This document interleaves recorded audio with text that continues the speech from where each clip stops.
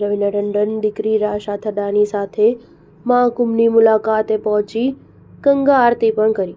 પ્રયાગરાજમાં ચાલી રહેલા મહાકુંભ 2025માં એક બાદ એક બોલિવૂડ સ્ટાર્સ પહોંચી રહ્યા છે। કેટરીના કૈફ બાદ હવે રવીના ટંડન પોતાની પુત્રી રાશા થડાની સાથે મહાકુંભ પહોંચી ગઈ છે। મહાકુંભથી રવીના અને તેની પુત્રીના ઘણા વિડીયો સોશિયલ મીડિયા પર સામે આવ્યા છે। રવીના અને રાશા બંને ભક્તિમાં લીન નજર આવ્યા છે। એક વિડીયોમાં રવીના ટંડન અને રાશા ભજન ગાતા નજર આવી રહ્યા છે। કપાળ પર ચાંદલો અને માથા પર ભગવા રંગનો દુપટ્ટો ઓઢેલા માતા પુત્રી આસ્થામાં ડૂબેલા નજર આવ્યા।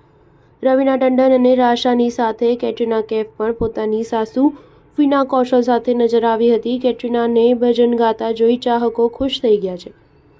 એક અન્ય વિડીયોમાં રાશા રવીના અને કેટરીના ગંગા આરતી કરતી નજર આવી છે। ત્રણેયએ ધાર્મિક અનુષ્ઠાનોમાં ભાગ લીધો।